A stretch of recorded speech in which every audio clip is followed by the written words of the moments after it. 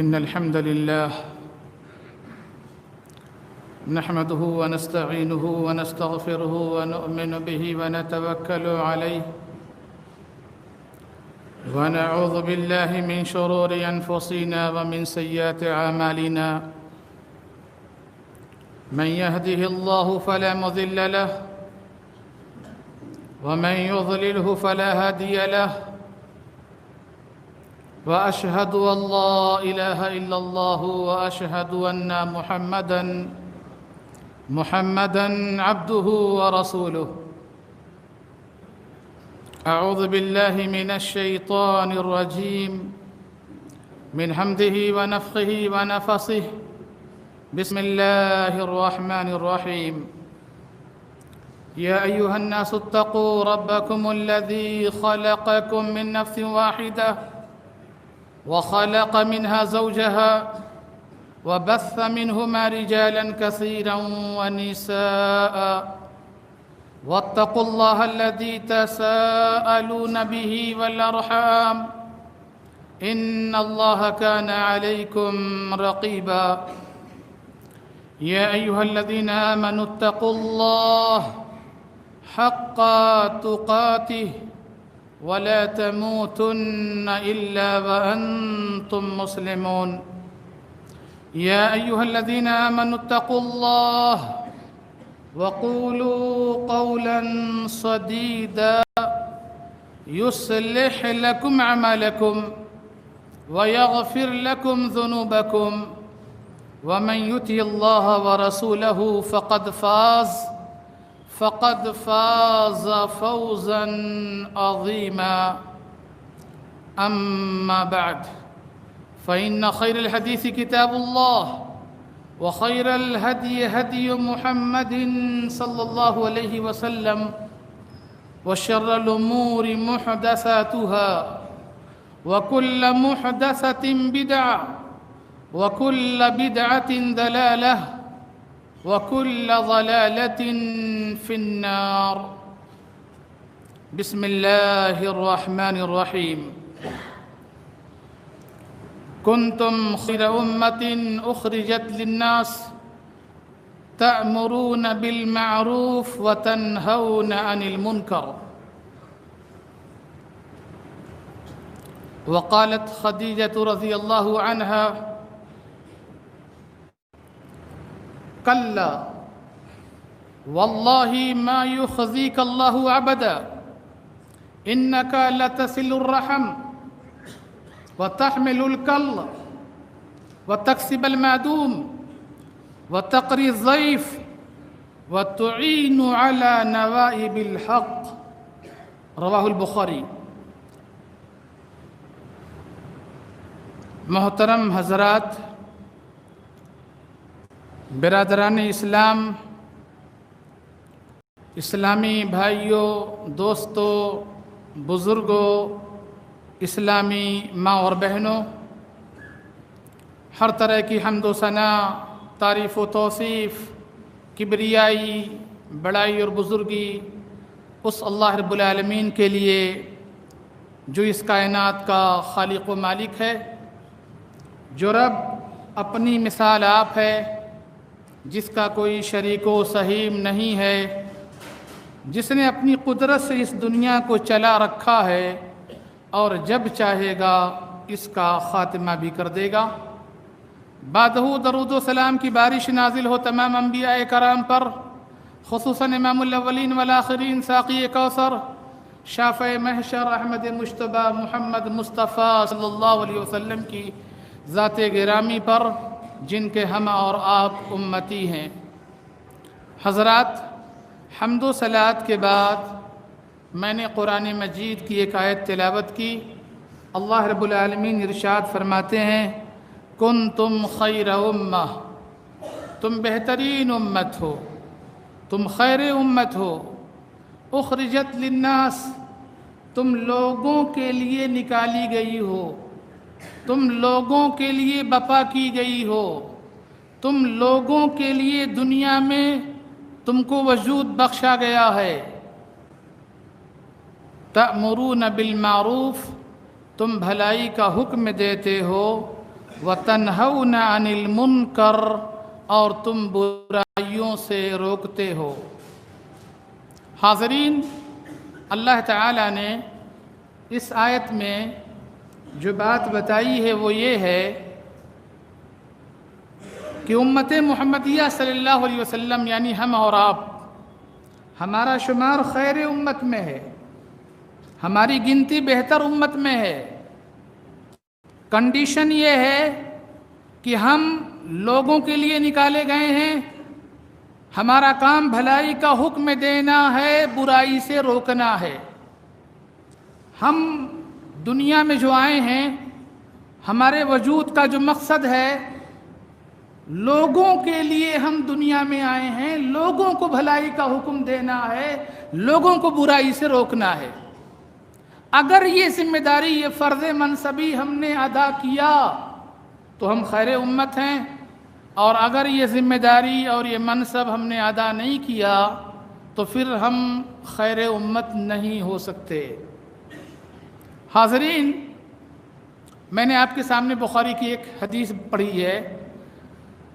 پیارے نبی جناب محمد رسول اللہ صلی اللہ علیہ وسلم جب آپ غار حرا جاتے ہیں، اپنے رب سے لو لگاتے ہیں، اس درمیان حضرت جبریل علیہ السلام پہلی وحی لے کر کے آپ کے پاس آتے ہیں، آپ کو اپنے سینے سے لگا کر کے زور سے بھیجتے اور دباتے ہیں، اور دبانے کے بعد کہتے ہیں اے محمد پڑھو۔ پیارے نبی صلی اللہ علیہ وسلم فرماتے ہیں ما انا بقاری، میں تو پڑھا لکھا انسان نہیں ہوں، مجھے پڑھنا آتا ہی نہیں ہے، میں ان لیٹر ہوں، امی ہوں، مجھے معلوم نہیں پڑھائی کیسے ہوتی ہے۔ فرشتے نے دوبارہ آپ کو اپنے سینے سے لگایا، پھر زور سے بھیجا پوری طاقت کے ساتھ اور کہا اے محمد پڑھو۔ پیارے نبی صلی اللہ علیہ وسلم نے کہا ما انا بقاری، میں پڑھنا جانتا ہی نہیں ہوں، پڑھائی کیا چیز ہے اس سے میرا کوئی واسطہ ہی نہیں ہے، کسی یونیورسٹی، کسی کالج، کسی مدرسے، کسی مکتب میں گیا ہی نہیں ہوں، تو پڑھوں کیسے؟ فرشتے نے تیسری بار آپ کو اپنے سینے سے لگایا، زور سے بھیجا، اور بھیجنے کے بعد کہا پڑھو اقرأ بسم ربک الذی خلق خلق الانسان من علق۔ 7 آیتیں نازل ہوئیں، حضرت جبریل علیہ السلام نے پیارے نبی صلی اللہ علیہ وسلم کو وہ 7 آیتیں پڑھائیں۔ 7 آیتوں کے نزول کے بعد آپ صلی اللہ علیہ وسلم جب گھر پہنچے تو آپ کے دل میں بے پناہ گھبراہٹ تھی۔ آپ صلی اللہ علیہ وسلم اپنی جان پر خدشہ محسوس کر رہے تھے۔ اپنی بیوی خدیجہ سے کہا خدیجہ مجھ کو کمبل اڑا دو، چادر اڑا دو، لگتا ہے کہ میں اب زندہ نہیں رہوں گا، مجھے اپنی جان کا خدشہ اور خطرہ لاحق ہے۔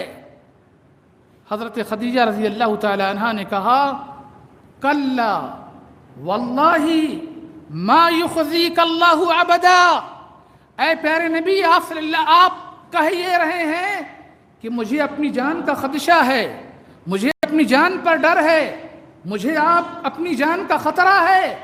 اے اللہ کے نبی، اللہ تعالی آپ کو ہرگز ذلیل و رسوا نہیں کرے گا، اللہ تعالی آپ کو ہمیشہ ضائع برباد نہیں کرے گا۔ کیوں؟ انک لتصل الرحم، آپ کا معاملہ یہ ہے کہ آپ صلہ رحمی کرتے ہیں، وتحمل الکل، اور آپ دوسرے لوگوں کا بوجھ اٹھاتے ہیں، وتکسب المعدوم، آپ مفلسوں کے لیے، بے کسوں کے لیے، بے نواؤں کے لیے آپ کماتے ہیں، وتقرئ الضیف، آپ مہمانوں کی مہمان نوازی کرتے ہیں، وتعین علی نوائب الحق، اور اے نبی آپ ہمیشہ حق کی طرفداری کرتے ہیں۔ 5 باتیں خدیجہ نے کہا اللہ کے نبی آپ اپنی جان پر خدشہ محسوس کر رہے ہیں، یہ 5 کام جو آپ کر رہے ہیں، ان 5 کاموں کے کرنے کی وجہ سے اللہ تعالیٰ آپ کو ہرگز ذلیل و رسوا نہیں کرے گا، ضائع نہیں کرے گا، برباد نہیں کرے گا۔ حاضرین، معلوم یہ ہوا اس حدیث سے کہ اگر کوئی شخص دنیا میں یہ 5 کام جس کا بھی میں نے شمار کیا، نمبر 1 صلہ رحمی کرنا، نمبر 2 دوسروں کا بوجھ اپنے سر پہ لے لینا. نمبر 3 بے کسوں بے نواؤں مفلسوں کے لیے ان کی خدمت کرنا. نمبر 4 مہمانوں کی مہمان نوازی کرنا. نمبر 5 حق کی طرفداری میں اپنے آپ کو کھڑا کر لینا. یہ وہ 5 کام ہیں. اگر کوئی انسان یہ 5 کام کرتا ہے، آپ بھی یہ 5 کام کرنا شروع کر دیں، پیارے نبی صلی اللہ علیہ وسلم کی طرح آپ کی بھی گارنٹی کہ اللہ تعالیٰ آپ کو کہیں ذلیل و رسوا نہیں کرے گا. لیکن اگر آپ یہ 5 کام نہیں کرتے ہیں تو پھر ایسی صورت میں دنیا میں بھی آپ کے لیے ذلت و رسوائی اور آخرت میں بھی آپ کے لیے ذلت و رسوائی. میرے محترم بھائی اور دوستو، اب یہ 5 باتوں کی اگر میں تشریح کروں گا تو میں سمجھتا ہوں کہ وقت کافی ہو جائے گا، اور بغیر کسی تشریح کے میں آگے بڑھنا چاہتا ہوں. بخاری کی روایت ہے، پیارے نبی جناب محمد رسول اللہ صلی اللہ علیہ وسلم نے جب اپنی نبوت کا اعلان کیا تو مکہ کے کفار آپ صلی اللہ علیہ وسلم پر پل پڑے. ہر 4 جانب سے لوگوں نے آپ پر حملے کیے، آپ کو تکلیفیں پہنچائیں، طرح طرح سے آپ کو ستایا، ظلم کی انتہا کر دی. ظلم کا کوئی گوشہ ایسا نہیں تھا نبی صلی اللہ علیہ وسلم پر آزمایا نہ گیا ہو. ایک دن پیارے نبی صلی اللہ علیہ وسلم کی زبان سے ایک جملہ نکل ہی گیا. آپ نے فرمایا اللہم سبع کا سبع یوسف، اے اللہ جس طرح یوسف علیہ السلام پر تو قحط سالی لایا تھا، مسلط کیا تھا، 7 سال بارش نہیں ہوئی تھی، اے اللہ کافروں کو بھی تو ایسے ہی قحط میں ڈبو دے. اے اللہ تعالیٰ تو ایسے ہی ان کافروں پر قحط نازل فرما. پیارے نبی صلی اللہ علیہ وسلم نے دعا فرمائی، اللہ تعالیٰ نے آپ کی دعا کو قبول کر لیا. معاملہ یہ ہوا بارش رک گئی، کفار پریشان ہو گئے، تنگ ہو گئے، مردار کھانے پہ مجبور ہوئے، گھر کے اندر جو چمڑے رکھے ہوئے تھے اس کو کھانے لگے، اور جب کوئی چیز کھانے کی نہیں ملی تو اس موقع پر ابو سفیان جو کہ مسلمان نہیں ہوا تھا پیارے نبی صلی اللہ علیہ وسلم کی خدمت میں آیا، اور آنے کے بعد کہا اے محمد آپ اللہ کے نبی ہیں، آپ صلہ رحمی کرتے ہیں، میں اس صلہ رحمی کی وجہ سے آپ سے کہتا ہوں کہ یہ کفار جو آپ کے، یہ لوگ کافر جو آپ کے جو ہے ہر اعتبار سے ریلیشن میں آتے ہیں، آپ ان کے ساتھ صلہ رحمی کریں اور اللہ تعالیٰ سے دعا کر دیں کہ اللہ تعالیٰ ان کے لیے بارش کا نزول فرما دے. پیارے نبی جناب محمد رسول اللہ صلی اللہ علیہ وسلم نے دعا فرمائی ان کافروں کے لیے، اور پیارے نبی صلی اللہ علیہ وسلم کی دعا کی برکت سے اللہ تعالیٰ نے بارش کا نزول فرمایا، بارش نازل ہوئی. حاضرین، میں آپ سے کہنا یہ چاہ رہا ہوں، انہی کافروں کے لیے آپ صلی اللہ علیہ وسلم نے بد دعا کی تھی کہ اے اللہ جیسے یوسف علیہ السلام کی قوم پر تو نے 7 سال قحط برپا کیا تھا، ان کافروں پر بھی تو قحط برپا کر دے. لیکن جب قحط برپا ہوا، قوم کے لوگ آئے، کفار قریش آئے، ابو سفیان آیا اور آپ سے التجا اور التماس کرنے لگے کہ اے اللہ کے نبی آپ اللہ سے دعا کر دیں کہ اللہ جو بارش رکی ہوئی ہے اس کو جاری کر دے. تو پیارے نبی صلی اللہ علیہ وسلم نے ان کافروں کے لیے دعا بھی کیا. کیوں؟ پیارے نبی صلی اللہ علیہ وسلم رحمت للمسلمین نہیں تھے، آپ رحمت للعالمین تھے.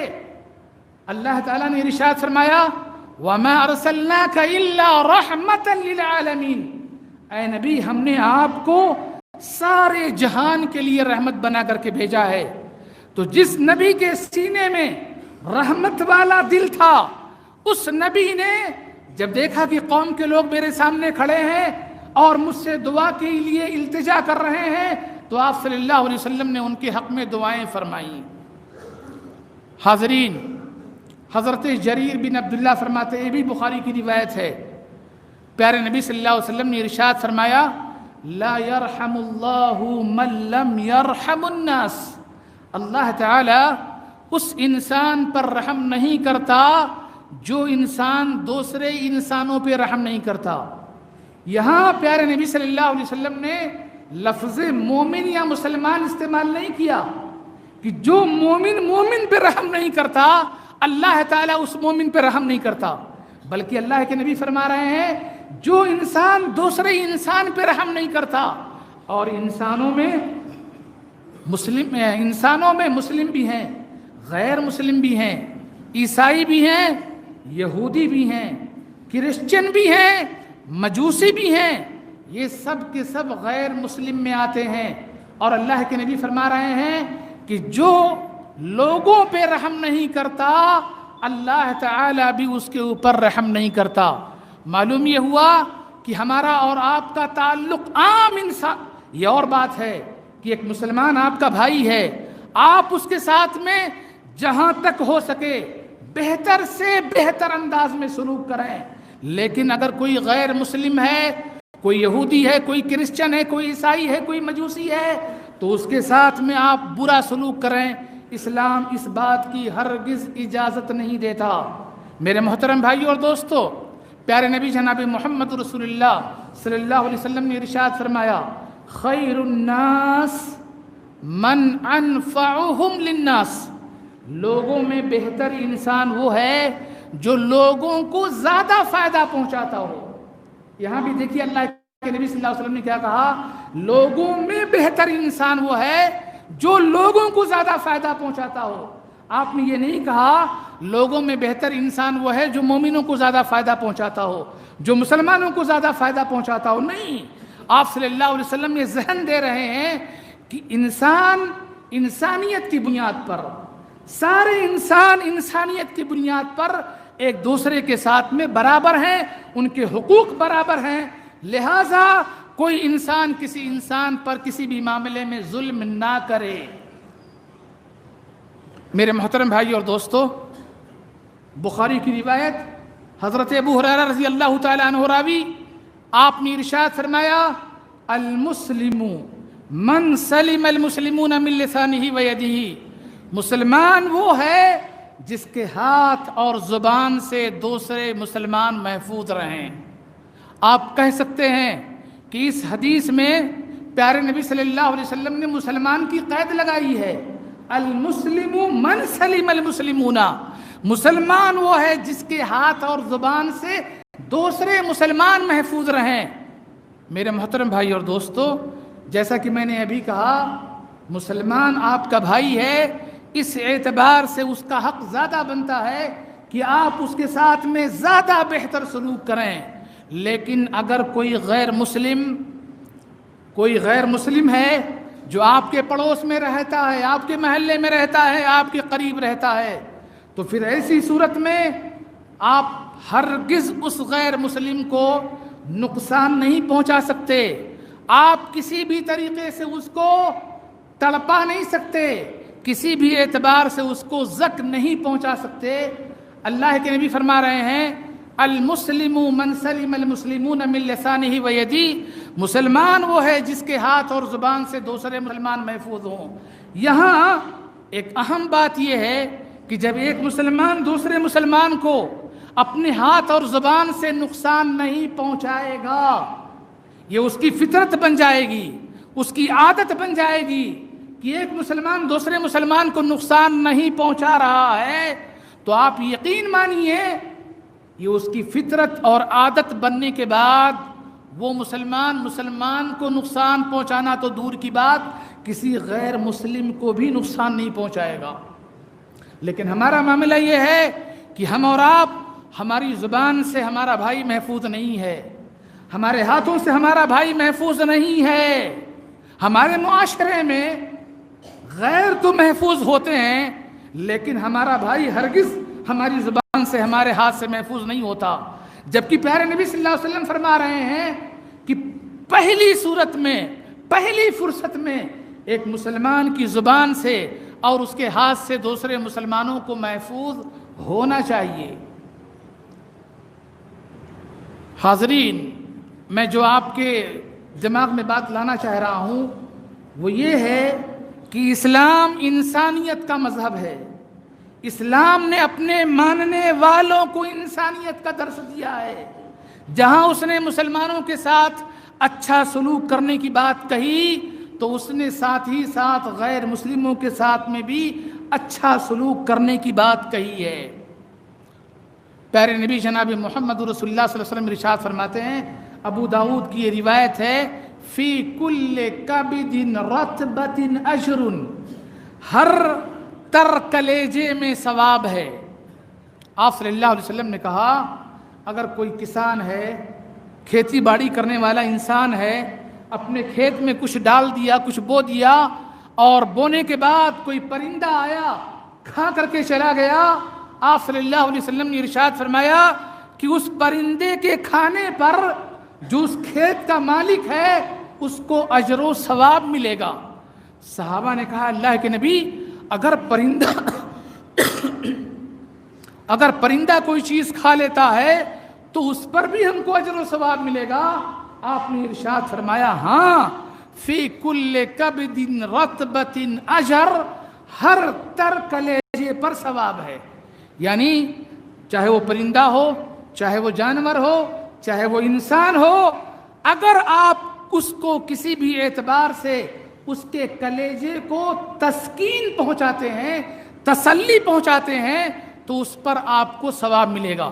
بخاری کی روایت آپ کو معلوم ہے، بارہا آپ نے سنا ہے، ایک عبادت گزار عورت، بڑی تہجد گزار عورت، بہت اللہ تعالیٰ سے ڈرنے والی عورت، بلی پالی، بلی پالنے کے بعد اپنے گھر میں باندھ رکھا، کھانے کے لیے کچھ نہیں دیا، نہ اس کو چھوڑا کہ بلی خود جا کر کے کہیں کچھ کھا لے، نتیجہ یہ ہوا کہ وہ مر گئی۔ پیارے نبی صلی اللہ علیہ وسلم نے ارشاد فرمایا وہ جہنم میں گئی۔ کس کو مارا تھا اس نے؟ بلی کو۔ بلی کے مارنے پر آپ ارشاد فرماتے ہیں وہ جہنم میں گئی۔ معلوم کیا ہوا؟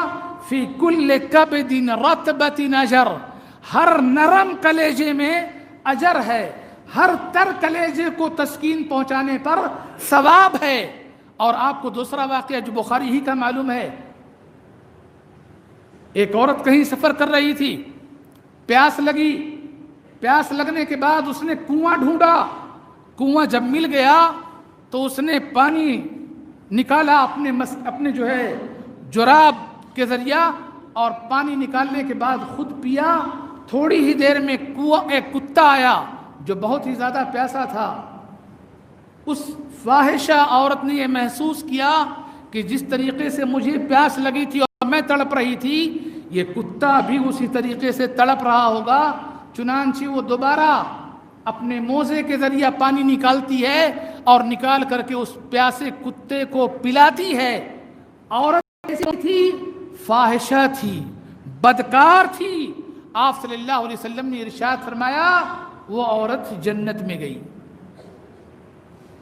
معلوم یہ ہوا فی کل کبد رطبۃ اجر، ہر تر کلیجے میں ثواب ہے۔ چاہے وہ کتا ہو، کتے کے ساتھ میں آپ بھلائی کریں گے ثواب ملے گا، بلی کے ساتھ میں آپ حسن سلوک کریں گے ثواب ملے گا، کسی پرندے کے ساتھ میں آپ حسن سلوک کریں گے ثواب ملے گا۔ اور اگر کوئی انسان ہے، چاہے وہ یہودی کیوں نہ ہو، چاہے وہ عیسائی کیوں نہ ہو، اگر آپ اس کے ساتھ میں بھی اچھا سلوک کریں گے تو آپ کو ثواب ملے گا۔ حضرت موسیٰ علیہ السلام مصر سے نکلے اور مدین پہنچے۔ مصر سے کیوں نکلے تھے؟ سڑک پہ جا رہے تھے، ان کی قوم کے ایک آدمی نے بلایا، موسیٰ دیکھو یہ آدمی مجھ کو مار رہا ہے۔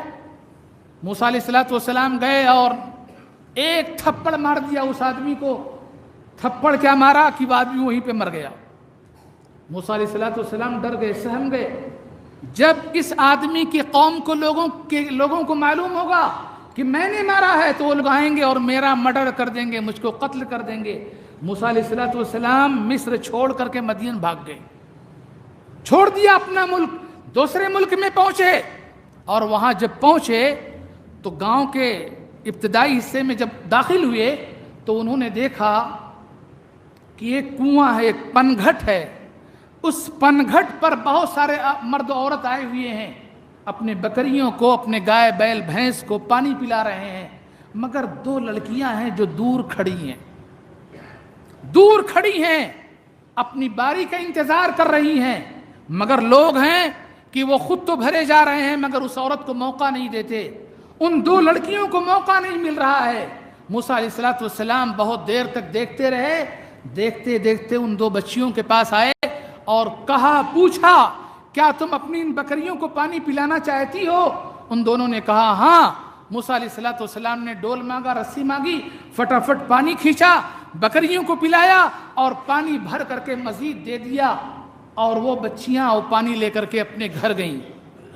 میں آپ کو جو یہ ذہن دینا چاہتا ہوں، دنیا میں جتنے پیغمبر آئے ہیں، جتنے نبی اور رسول آئے ہیں، سب کا کام انسانیت کی خدمت تھا، سب کے سب انسانیت کی خدمت گزار تھے۔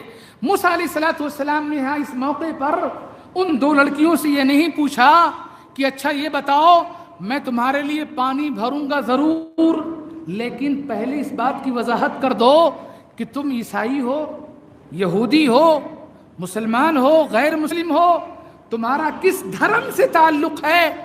حضرت موسیٰ علیہ السلام نے یہ سوال نہیں کیا، بغیر یہ سوال کیے ہوئے موسیٰ علیہ السلام نے ان دو لڑکیوں کی بکریوں کو پانی پلایا۔ یہ اور بات ہے، بعد میں موسیٰ علیہ السلام کو معلوم ہوا کہ وہ دونوں لڑکیاں مسلمان تھیں، اور بعد میں چل کر کے ان دو لڑکیوں میں سے ایک لڑکی کے ساتھ موسیٰ علیہ السلام کی شادی بھی ہو گئی۔ میں بتانا کیا چاہ رہا ہوں، انسانیت کی خدمت کرنا ہے۔ اللہ رب العالمین نے جو ارشاد فرمایا وَمَا أَرْسَلْنَاكَ إِلَّا رَحْمَةً لِلْعَالَمِينَ، پیارے نبی جناب محمد رسول اللہ صلی اللہ علیہ وسلم سارے جہان کے لیے رحمت بنا کر کے آئے تھے۔ ہم کو اور آپ کو جو اس دنیا میں اللہ نے برپا کیا ہے، بپا کیا ہے، ہم کو بھیجا ہے، وہ انسانیت کی خدمت ہی کے لیے بھیجا ہے، امر بالمعروف نہی عن المنکر کے لیے بھیجا ہے۔ اگر ہم یہ کام کر رہے ہیں تو ہم خیر امت ہیں، اور اگر یہ کام ہم نے چھوڑا ہے تو پھر ہم خیر امت نہیں ہے۔ حاضرین، میں بات کو آگے بڑھاتا ہوں۔ پیارے نبی صلی اللہ علیہ وسلم کی عمر ابھی 30 سے 35 سال کی رہی ہوگی۔ مکہ میں ایک یونین بنی، ایک تنظیم بنی، ایک انجمن بنی، اس تنظیم کا نام تھا حلف الفضول۔ آپ صلی اللہ علیہ وسلم کی عمر ابھی 30-35 سال کی عمر ہے۔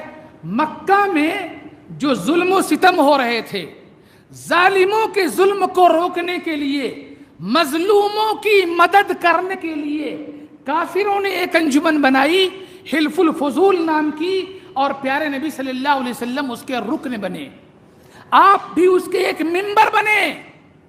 اور جب آپ نبی بنا دیے گئے تو نبی بنائے جانے کے بعد بار بار آپ تذکرہ کرتے تھے اس انجمن کا، حلف الفضول کا، اور آپ کہا کرتے تھے کہ اگر آج اس زمانے میں بھی کوئی تنظیم، کوئی انجمن بنائی جائے تو میں اس کا ضرور رکن بنوں گا۔ آپ صلی اللہ علیہ وسلم نے کافروں کے ساتھ تنظیم میں کیوں شامل ہوئے، کیوں شریک ہوئے؟ ظالموں کے ظلم کو روکنے کے لیے، مظلوموں کی مدد کرنے کے لیے۔ ہمارا اور آپ کا معاملہ یہ ہے کہ ہر گھر میں ایک انجمن ہے، ہر گھر میں ایک تنظیم ہے، ہر محلے میں ایک تنظیم ہے، مگر کوئی ظلم کو روکنے والا نہیں ہے، کوئی ظلم کا ہاتھ پکڑنے کے لیے تیار نہیں ہے، کوئی مظلوم کی مدد کرنے کے لیے تیار نہیں ہے۔ تو پھر ضرورت کیا ہے ایسی انجمنوں کی، کیا ضرورت ہے ایسی تنظیموں کی؟ اگر آپ تنظیم بناتے ہیں تو حق کا ساتھ دیجئے اور ظالم کا ہاتھ پکڑیے، مظلوم کی مدد کیجئے۔ پیارے نبی جناب محمد رسول اللہ صلی اللہ علیہ وسلم نے کہا تھا انصر اخاک ظالما او مظلوما، تم اپنے بھائی کی مدد کرو چاہے وہ ظالم ہو یا مظلوم ہو۔ صحابہ نے کہا اللہ کے نبی، ہم مظلوم بھائی کی مدد کریں یہ بات تو سمجھ میں آتی ہے، لیکن ظالم کی کیسے مدد کریں؟ آپ صلی اللہ علیہ وسلم نے کہا ظالم کا ہاتھ پکڑ لو، ظالم کا ہاتھ پکڑ لو۔ یہ ظالم کی مدد کرنا ہے، مظلوم ہے تو اس کی تو ہر کوئی مدد کر سکتا ہے، لیکن ظالم کو اس کے ظلم سے روکنا یہ اس کی مدد ہے۔ ہم اور سوچیں اور جائزہ لیں، غور کریں، کیا ہمارے ماحول میں چیز ہے کہ ہم ظلم کرنے والوں کا ساتھ نہ دیتے ہوں، ظلم کرنے والوں کا ہاتھ پکڑتے ہوں، مظلوم کی مدد کر رہے ہوں؟ نہیں ہے میرے محترم بھائی اور دوستو۔ سوچئے، غور کیجئے، اگر ایک انسان جاہل ہے، آپ اس کی جہالت کو دور کرنے کی فکر کیجئے، یہ اس کے ساتھ میں آپ کا تعاون ہے، آپ کی مدد ہے۔ کوئی عالم ہے، عالم کی آپ خدمت کیجئے، اس سے علم حاصل کیجئے، یہ اس کے ساتھ میں آپ کا تعاون اور آپ کی مدد ہے۔ اگر کوئی آدمی زانی ہے تو اس زانی کا ہاتھ پکڑیے، اس کو زنا سے روکیے، یہ اس کے ساتھ میں آپ کا تعاون اور آپ کی مدد ہے۔ اسی طرح اگر کوئی انسان فاقہ کش ہے، بھوکا اور پیاسا ہے، آپ اس کی بھوک مٹائیے، یہ آپ کا تعاون اور آپ کی مدد ہے۔ اسی طرح اگر کوئی انسان ظالم ہے تو اس ظالم کا آپ ہاتھ پکڑیے، یہ آپ کا تعاون اور آپ کی اس کے ساتھ میں مدد ہے۔ پیارے نبی جناب محمد رسول اللہ صلی اللہ علیہ وسلم کے پاس حضرت اسماء آتی ہیں، کہتی ہیں اللہ کے نبی، میری ماں مشرکہ ہے، کافرہ ہے، اسلام قبول نہیں کی ہے، میرے گھر آئی ہوئی ہے، اے اللہ کے نبی کیا اس کے ساتھ میں صلہ رحمی کروں؟ آپ نے ارشاد فرمایا، اسماء اپنی ماں کے ساتھ میں تم صلہ رحمی کرو۔ کافر اور مشرک ہونے کے باوجود پیارے نبی صلی اللہ علیہ وسلم اس کے ساتھ میں صلہ رحمی کا حکم دے رہے ہیں۔ معلوم یہ ہوا، اسلام دین انسانیت ہے، اسلام دین رحمت ہے۔ اس رحمت کو صرف مومنوں کے ساتھ میں خاص کر لینا، اس رحمت کو، اس انسانیت کو صرف مسلمانوں کے ساتھ میں خاص کر دینا، یہ ہرگز مناسب نہیں ہے۔ حضرت عبداللہ بن عمر بن عاص رضی اللہ تعالیٰ عنہ، ایک مرتبہ ان کے گھر بکری ذبح ہوئی۔ بکری ذبح ہونے کے بعد عبداللہ بن عمر بن عاص نے اپنے گھر والوں سے پوچھا، یہ بتاؤ تم لوگوں نے بکری کا یہ گوشت اپنے پڑوسی کو بھیجا یا نہیں بھیجا؟ پڑوسی میں یہودی تھا۔ عبداللہ بن عمر پوچھتے ہیں کہ تم نے اس یہودی پڑوسی کے یہاں گوشت بھیجا یا نہیں بھیجا؟ بعد میں آپ نے کہا اس پڑوسی کے گھر لے جا کر کے گوشت دے کر کے آ جاؤ۔ حاضرین، معلوم کیا ہوا؟ آپ کے پڑوس میں یہودی ہو، عیسائی ہو، مجوسی ہو، مشرک ہو، کافر ہو، جو بھی ہو، آپ کا حق یہ بنتا ہے کہ آپ اس کے ساتھ میں اچھا اور بہتر سلوک کریں گے۔ پیارے نبی صلی اللہ علیہ وسلم کی خدمت میں ایک یہودی بچہ ہمیشہ رہا کرتا تھا، جو آپ کی خدمت کرتا تھا، آپ کی خدمت پر مامور تھا۔ اور یہیں پر یہ بات میں آپ کے سامنے کلیئر کر دوں کہ اگر کسی یہودی بچے سے یا کسی یہودی انسان سے، کسی کافر اور مشرک سے ہم خدمت لے سکتے ہیں، تو کیا پھر ہم ان کی خدمت نہیں کر سکتے؟ کیا ان کے ساتھ میں ہم اچھا سلوک نہیں کر سکتے؟ کیا ہم ان کے ساتھ میں اچھا برتاؤ نہیں کر سکتے؟ میرے محترم بھائی اور دوستو، ضرور کرنا چاہیے۔ وہ یہودی بچہ بیمار پڑ گیا، پیارے نبی صلی اللہ علیہ وسلم کو یہ بات معلوم ہوئی، آپ صلی اللہ علیہ وسلم اس کے گھر گئے۔ جانے کے بعد آپ اس کے قریب میں بیٹھ گئے۔ بیٹھنے کے بعد آپ صلی اللہ علیہ وسلم نے کہا، اے بچے تو اسلام کو قبول کر لے، اسلم، مومن بن جا، اسلام قبول کر لے۔ بچہ قریب میں اس کا باپ کھڑا تھا، اس کی طرف دیکھنے لگا، گویا کہ بچہ اپنے باپ سے مشورہ کر رہا ہے۔ باپ نے بھی بیٹے سے کہا، اطیع ابا القاسم، ابو القاسم یعنی محمد صلی اللہ علیہ وسلم کی اطاعت کرو۔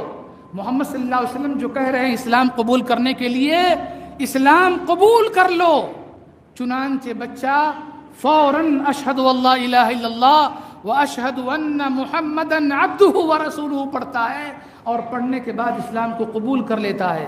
آپ صلی اللہ علیہ وسلم ارشاد فرماتے ہیں، الحمدللہ الذی انقذہ انی من النار، تمام تعریف اس اللہ رب العالمین کے لیے ہے جس اللہ تعالی نے میرے ذریعہ اس بچے کو جہنم کی آگ سے بچا لیا۔ اگر چھوٹا بچہ تھا، خدمت کرتا تھا، نبی صلی اللہ علیہ وسلم اس کے گھر گئے عیادت کے لیے.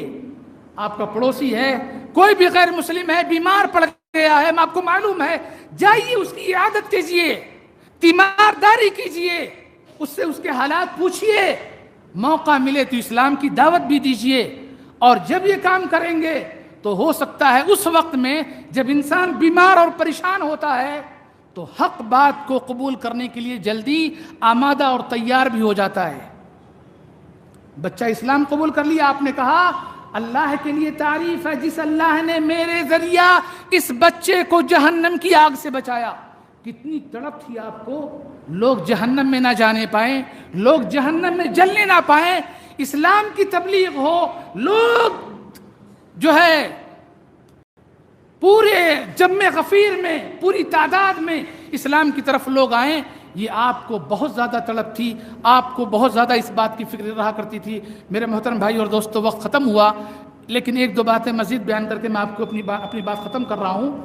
بات یہ ہے، ہم اور آپ، آج کل موسم چل رہا ہے ربیع الاول کا، 2 دن کے بعد ربیع الاول 12 ربیع الاول کی تاریخ آنے والی ہے.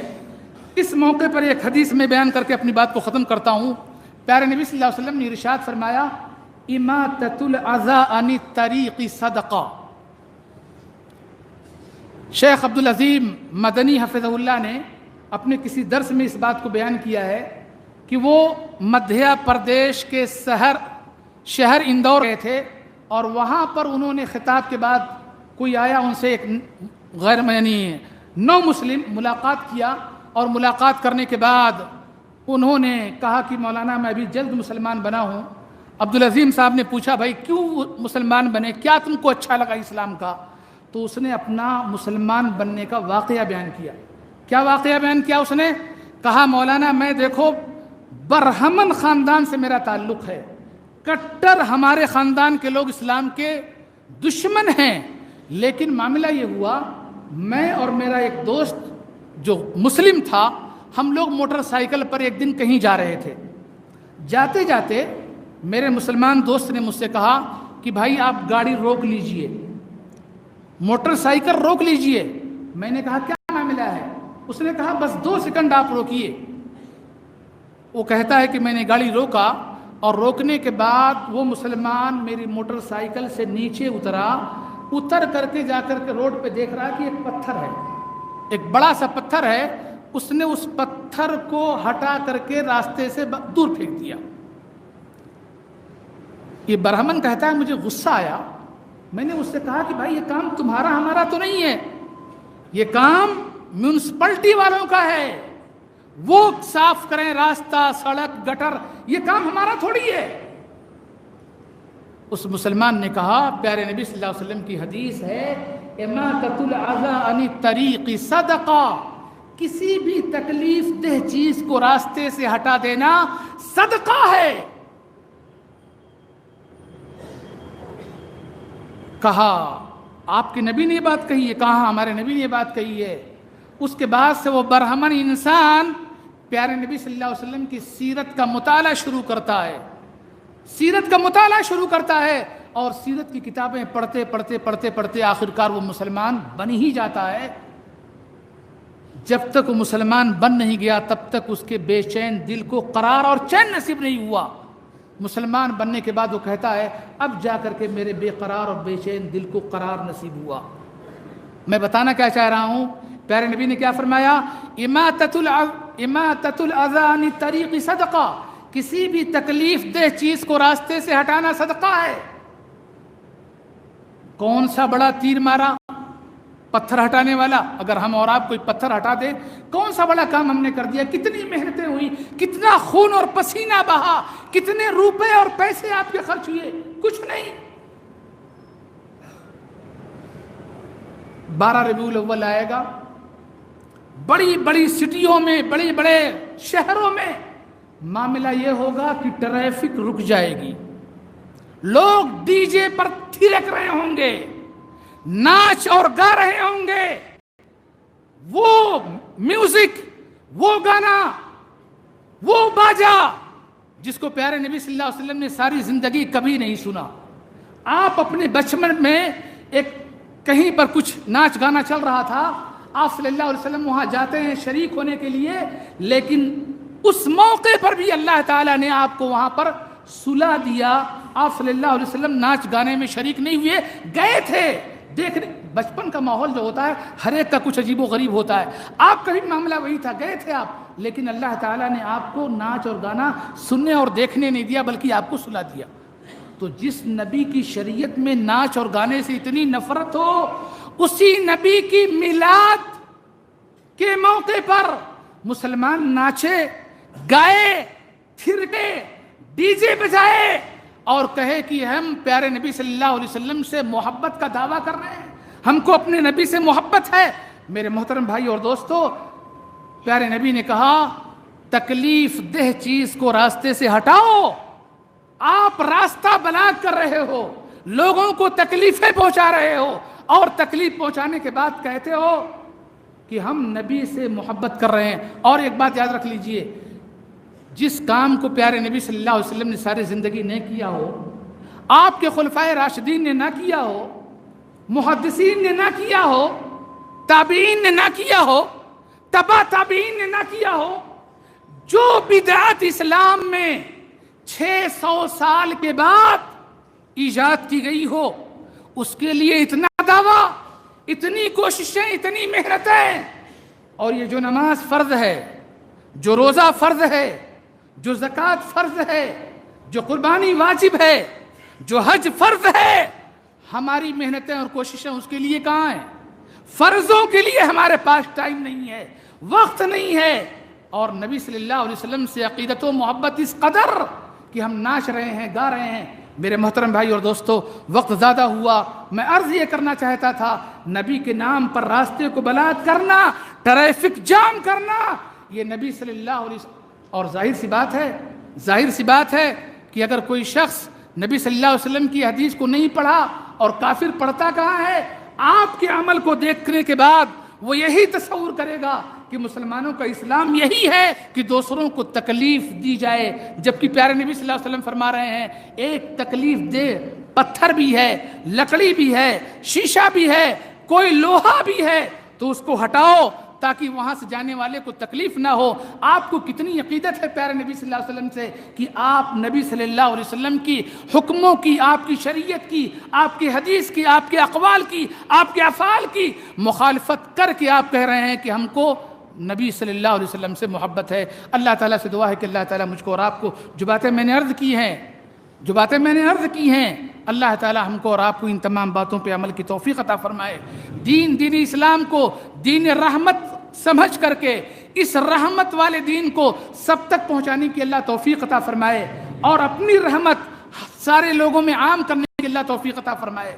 اللہ تعالیٰ جب تک ہم کو اس دنیا میں رکھے ایمان و اسلام پر قائم و دائم رکھے، اور جب خاتمہ ہو تو ایمان بالخیر ہو. آمین. وآخر دعوانا ان الحمد للہ رب العالمین.